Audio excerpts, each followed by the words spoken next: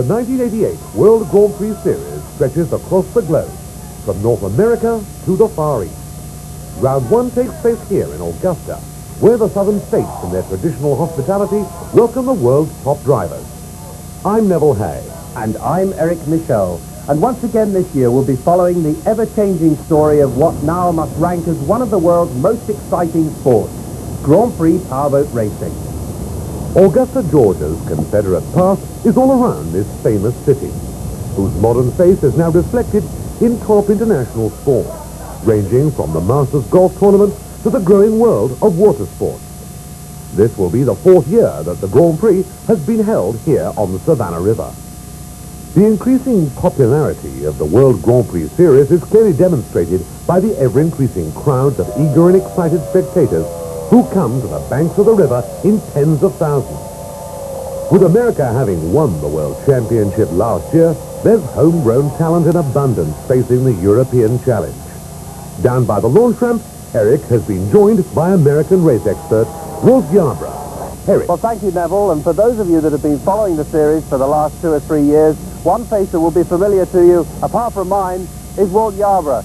Now, Walt, last year, your prediction about America taking the World Championship was absolutely true. What do you feel about this year and looking at it from the very beginning? Well, my opinion is, and whatever that's worth, is that you're going to see a tremendous improvement from the European drivers. I think somewhat they might have been embarrassed by the way Bill Seabold came to Europe and took everything by storm. He took the world by storm. He had the best prepared team. He had the best setup of everything. And I think some of the European drivers, especially the people like Jonathan Jones, John Hill, the Michael Werners, and many of the other competitors, some of the Italian competitors, Guido Cappellini, and some of the others, you're going to see preparation out of them like you've never seen before. A quality of racing will move up one level, one more step, and that was forced by the effort of the Budweiser team of Bill Seabold. Bill Seabold at the end of the pit. Now, Bill, 1987 was a particularly special year for you, the World Championship, and now into 1988 and the first round of the Budweiser World Series. How do you look at it all from halfway through the year and the first round? Well, you know, last year was an exceptionally good year for myself. I think winning, 4 or 5 out of the 9 races. But this year we're going into it with new boats again, some redesign done on the boats. Looking at the first race here in Augusta, we posted a very good time, but it's a 50-lap race, and the last lap is the one that counts. But, you know, it's a matter of getting out there, setting a nice pace, making the guys that are going to run a little lower pitch crop wind their engines hard and possibly brake, and then be there at the end. The Champions Challengers. First 28-years-old Guido Cappellini leads the Stefano Challenge in 1988, while American Don Johnson's bright orange Arcadian is the very latest Burgess to reach the USA. As always, Steve D'Souza has stayed faithful to Seabold, as have his Easy Loader sponsors, leading the British 85 Augusta winner Jonathan Jones. Watching what Bill Seabold's been up to, he took the World Championship from you last year. I know that you're hungry to get this World Championship back again. What do you think about his performance, having seen him both in testing and put pole up? Well, actually, when we were testing yesterday, this boat was in fact the quickest boat down the circuit, so I was quite pleased about that. But over the winter, I've done quite a bit of work with David Burgess up in Stafford, and we built a new boat and done a lot of testing in the last couple of weeks, and I think we've come up with a damn good design, and I'm fairly confident that it's going to perform very well. So, as the last of the boats prepare to launch after qualifying, here's how the first grid of the first Grand Prix in 1988 lines up. And determined to start this year as he finished the last, Bill Seabold with a 35.54 and pole position, half a second ahead of this man Jim Johnson with a 36.03. A very happy Chuck McCabe with just one World Championship race under his belt so far, 36.08. Then Don Johnston in the bright orange Arcadian, 36.21. Fifth on the grid, Mike Seabold in number 11 Bud Light, 36.35. 47-years-old Matt Saunders started racing in 52, a 36.43 for him. And American domination continues with 35-years-old Huntington Beach driver Craig Went at 36.90. Ex-off-road driver Scott Gilman's 37.04. And ninth on the grid, stealing the ladies' hearts, 28 years old Italian Guido Cappellini with a 37.36. Mopping his brow in this steering heat on a 37.49, the 86th world champion, Jonathan Jones. So there you have it, the grid. Now the last of the boats being launched just on the slipway behind me. We're going to take a short break now, but don't go away. We'll be right back with the Augusta Grand Prix and the first round of the Budweiser World Grand Prix Series.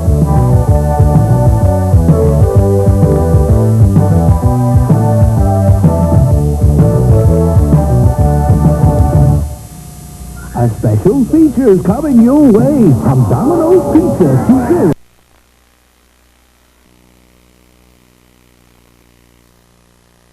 Bill Seabold on pole position right in front of us, the pole holding the boat out in the direction of the start. They'll go across the river. We should see the red lights now any second. There are the reds and the greens level. Yes, and it's Johnson. Johnson making a wonderful start there. Getting the drop on Seabold as they go across the course. Down to the bridge turn. If you're starting getting away, you're going to get collected on the way back, but Johnson has got that lead. Johnson now into turn 2, round and into the grandstand straight, down in front of the crowd and back down the course towards us, already pulling out a considerable lead. So it's John Johnson, then Bill Seabold, Jim Johnson almost side by side with Buck Thornton, Mike Seabold following up behind as they come back down the course, past Palmer's Restaurant and down towards turn 3 at the pit turn now. The pit turn. Up now the South Carolina Straight, and you can see how tight the field is bunched behind, but really out front there after a marvellous start. Johnson going away and Seabold having to put the pressure on. Yes, Seabold is trying to catch up at the moment as Johnson's rocketed off down the course, back into turn 1 again, through into turn 2. There's Seabold. Seabold now catching up with John Johnson. He's decreased the Johnson lead, and Jim Johnson behind, and now Chuck McKay there, sitting in 4th place, just ahead of Mike Seabold with Guido Cappellini, and then Buck Thornton cutting through Cappellini's rooster tail. John Johnson holding off Bill Seabold, but you can see how Seabold cuts tight there on turn 3, and then into turn 4, trying every way to catch up with this bright orange boat out ahead of him. Somewhere he would like it behind him, but it's out in front at the moment. Now into turn 1, round into turn 2, into the grandstand straight again, and Seabold now closing right up behind Don Johnston. At this pace, he should be past him in a lap or so. Yes, Seabold throwing caution to the winds here and driving that boat absolutely flat. Cutting his turn tight every time, ignoring the weight, really getting in there, trying to get the grip. What a superb contest here for the first round of the World Championship. Out of turn 2, this is Jonathan Jones. Right down the running order at the moment, his boat not putting up the speed that he expected, and certainly not putting up the speed we saw in testing. Trying every way to increase his performance, but he's obviously having a tough time out there on the river at the moment, with a challenge from 10th place man John Nichols up behind him. And here is Bill Seabold, and he appears to have dropped speed. The front of the boat has dropped, and that engine sounds very, very off-song to me at the moment, Neville. Mike Seabold with Guido Cappellini on his tail. Now this is an excellent performance for Cappellini as they go into turn 1, then turn 2, down into the grandstand straight. Mike Seabold with the very latest Seabold hull. And yes, Seabold, Bill Seabold that is, coming into the pit, into the start dock. So Bill Seabold then out of this first round of the championship, and you can see he's got a problem there, but no problem for this man leading it. Johnson there with the Arcadian boat pulling out quite a substantial lead now.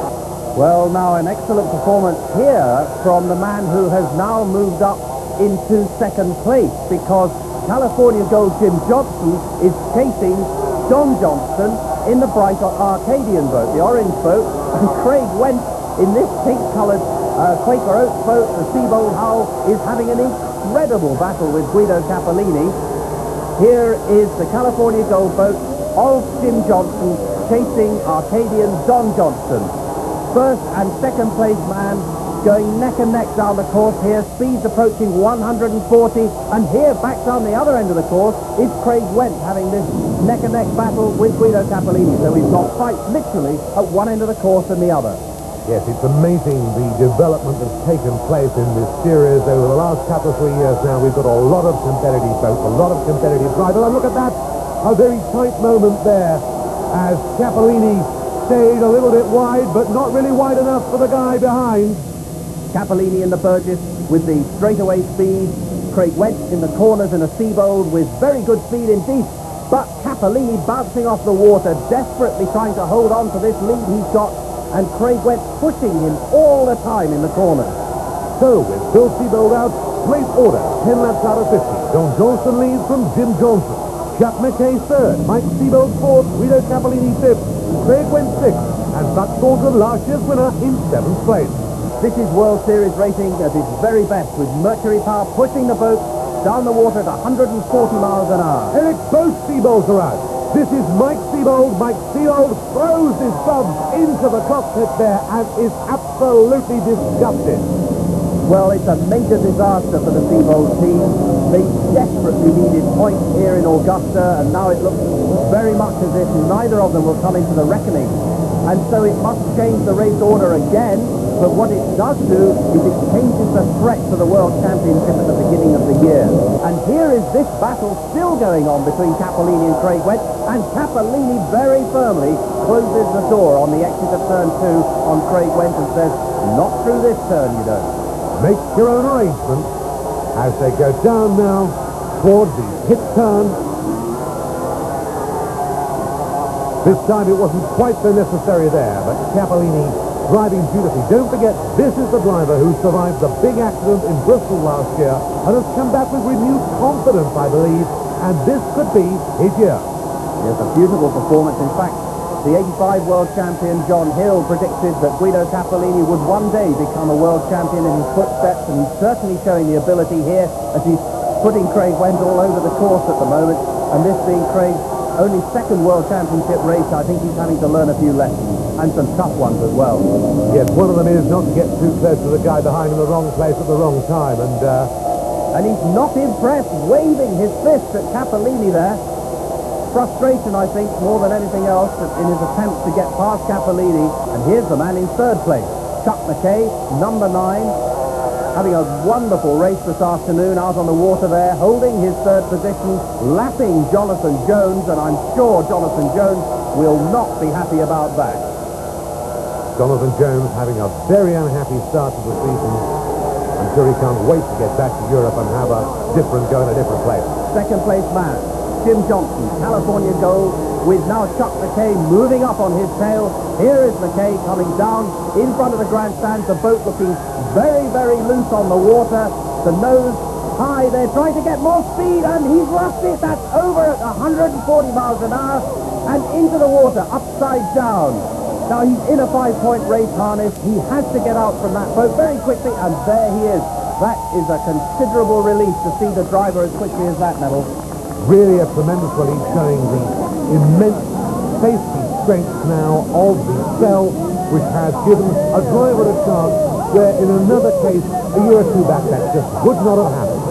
So this is development, and it's showing just where this sport is going. Yes, it has to be said that this weekend there have been a number of accidents in different classes, and all of them, in every single instance, with safety cells protecting the driver, not a single scratch, not a single broken bone. Every driver coming out of this safely, and it looks very much here as if Chuck McKay is going to come out of this one okay. He's been brought out by the rescue crew, always in this special flotation device to protect his body in case there are any injuries, but just look at this. Yeah, the air getting under it. It's a beautiful, beautiful turn, but the landing just a bit too heavy. Looks as if the engine's been ripped out from the back of the boat there, the whole of the underneath of the rear of the boat destroyed, and they'll have to fish that engine out, I think, from the bottom of the river later on. Yeah, that will sink undoubtedly. The hull, of course, will be pulled in, and meanwhile we have got a race stop situation. We'll be back for a restart, of course. The boat's already lining up on the pontoon, and Chuck McKay coming out there for a breather. John Johnson in first place, back up to the pontoon, will inherit, of course, pole position, and a very unhappy Mike Seabold out in the middle of the river. Yes, Mike Seabold, I think, hoping to find a way back, and could, of course, come back to a restart if he wanted to, but I don't think it's a very pointful idea. As far as he's concerned, he might just as well rebuild this boat for the next time out. Waterford Crystal's guests looking down over this beautiful Savannah River scene, this huge crowd, and they're not being disappointed today by what they're seeing in any way, shape or form. Poses the question, Neville, of two boats out of what must be the best prepared, or one of the best prepared teams on the World Series. Two boats out of the race in such an early stage as well. Indicative of two things, I would say, Eric. One, development, obviously, of an early stage of the season. Two, the competition, and that competition about to start again. The wreck out of the way, here are the boats lined up on the pontoon again. The new grid, we wait now for the red light. There is the flare before the light, and you can hear the crowd build up. They're waiting for this start, and they want to see just who is going to make it to the first turn again. This time we wait for the red lights to come, and there they are, Neville. The green, and it's Jim Johnson, 43 years old Jim Johnson, getting away from Don Johnston, and they're neck and neck now as they go crossways up now to that first turn. Down towards the bridge, across the river, into turn two, out of turn two into the grandstand straight, and it's Don Johnston who's managed to pull ahead again as the boat span out across the river and head back down towards us. What a fantastic sight here. Up towards 120, 130, probably approaching 140 miles an hour now. As he comes into turn three, 4 Gs and 44, into turn four, and out once again, and see the boat has tipped over on its side, off the cowl, and I think the engine cowl as well. Yes, Steve D'Souza there came in very, very quickly. In fact, I thought it was going to flip over. It didn't. It came back again, showing really how basically safe these machines are. But I think that's his race run. Well, he certainly stopped dead in the water at the moment, and the yellow flags are out, but they have not stopped the race. They consider this to be a safe obstruction. There goes Don Johnston safely around the turn. So Don Johnston in first place at the moment. What's the rest of the race order, Neville? Behind Johnson is Cappellini, Scott Gilman surprisingly up there. Craig Wentz, John Nichols, Mike Temporelli and Jim Johnson, who you saw start so well back in 7th, but the tragedy is Jonathan Jones was left at the dock. And he's still there at the moment as well.